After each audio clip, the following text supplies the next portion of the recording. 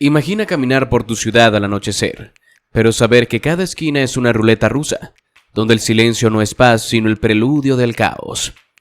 2015 no fue un año cualquiera.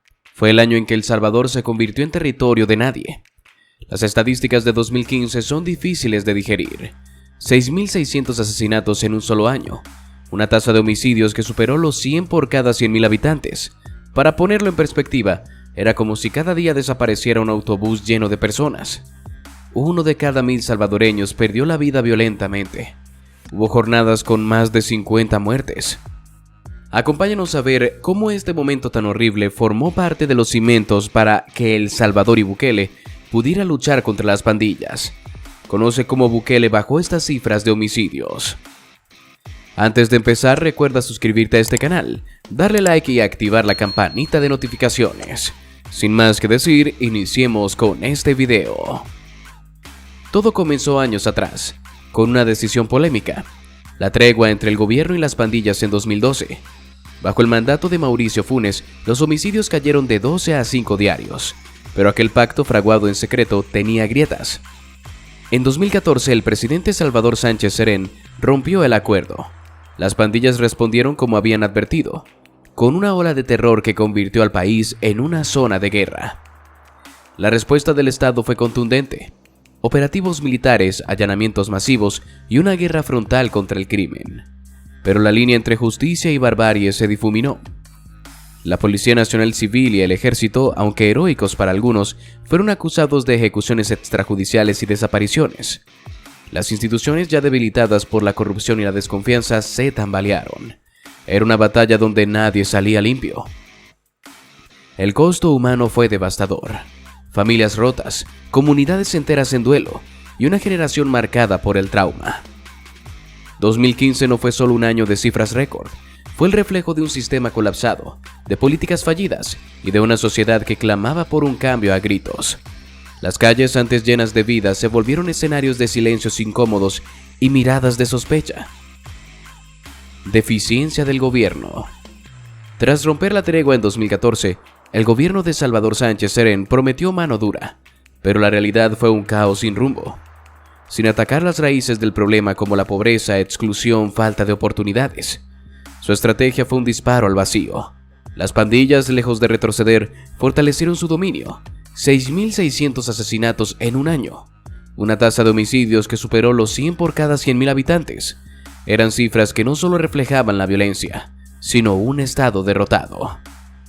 La corrupción fue el cáncer que devoró la justicia. La Policía Nacional Civil, encargada de proteger, tenía agentes que negociaban con pandillas. La Fiscalía, encargada de investigar, archivaba casos por dinero o miedo. Las instituciones, supuestos pilares del orden, se convirtieron en cómplices silenciosos. Un sistema podrido que dejó a la población indefensa. El miedo paralizó al gobierno. Las pandillas controlaban barrios enteros, rutas de drogas y hasta el destino político de comunidades. Cualquier operativo podía desencadenar represalias brutales. Ataques a la policía, masacres en mercados y ejecuciones en plena luz del día. El Estado, atrapado entre la presión internacional y el terror interno, optó por un frágil equilibrio. Y perdió. Pero el secreto más oscuro fue la complicidad política. Analistas sugieren que algunos líderes permitieron la impunidad de las pandillas para evitar crisis sociales o incluso manipular elecciones. Mientras tanto, en 2015, las extorsiones ahogaban a pequeños negocios, el tráfico de drogas financiaba imperios clandestinos y las familias enterraban a sus muertos sin respuestas. ¿Era el gobierno protector o espectador? ¿Qué opinas tú? Si el sistema gubernamental estaba tan podrido, ¿cómo llegó Bukele a la presidencia? Nayib Bukele prometió lo imposible: acabar con el terror de las pandillas. Antes de ser presidente, Bukele era una celebridad municipal. Como alcalde de San Salvador en el periodo comprendido entre 2015 y 2018, usó Instagram y Twitter para mostrar obras rápidas, arreglos de calles, donaciones a adultos mayores, hasta selfies con sus vecinos. Su estilo antipolítico lo hizo viral, pero su verdadero poder fue entender algo: El Salvador estaba harto de la corrupción de Arena y el FMLN, los partidos que gobernaron por décadas. En 2019, Bukele hizo lo imposible. Fundó su partido, Nuevas Ideas, y en solo meses movilizó a millones. Su campaña fue una tormenta perfecta. promesas de tecnología, seguridad y un discurso de ni izquierda ni derecha. Los jóvenes, el 60% de la población, lo adoraron. En febrero de ese año, con solo 37 años, ganó la presidencia con el 53% de los votos. El mensaje era claro: El Salvador quería un líder, no un político. Pero el camino no fue fácil.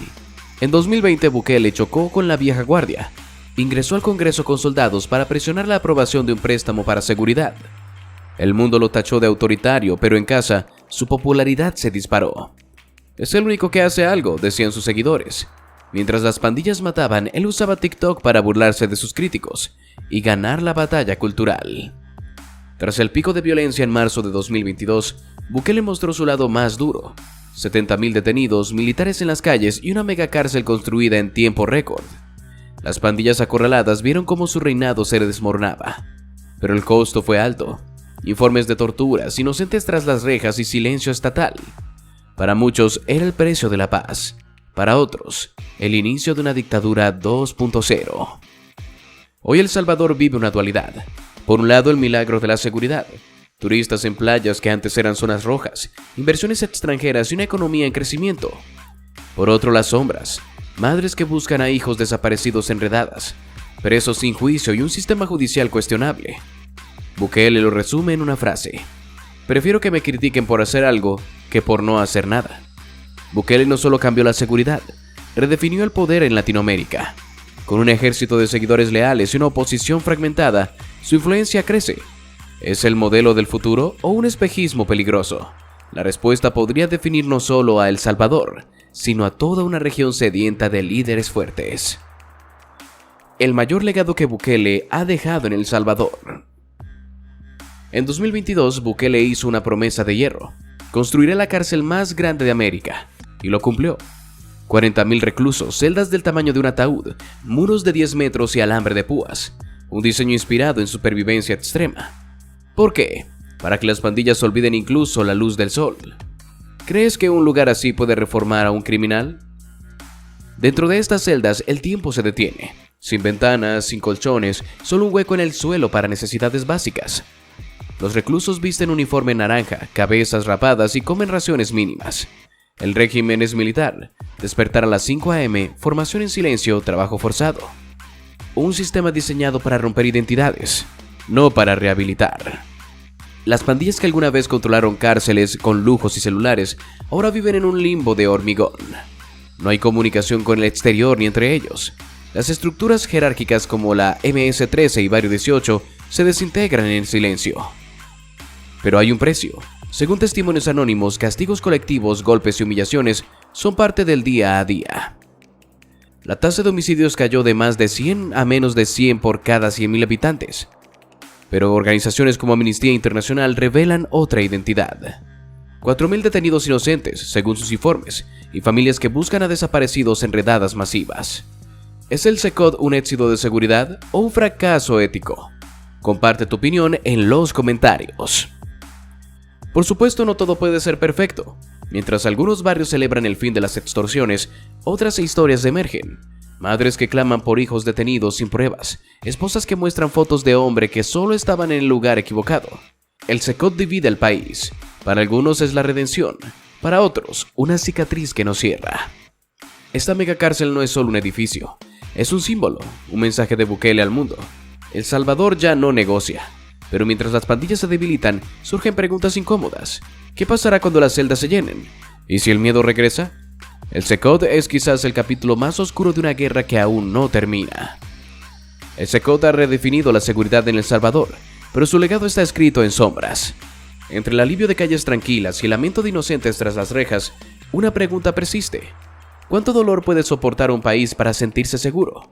La respuesta, como las celdas de Tecoluca, sigue encerrada en silencio. Esto ha sido todo por ahora. Recuerda dejar tu like, suscribirte si no lo has hecho y activar la campanita de notificaciones. Nos vemos en el próximo video. ¡Hasta pronto!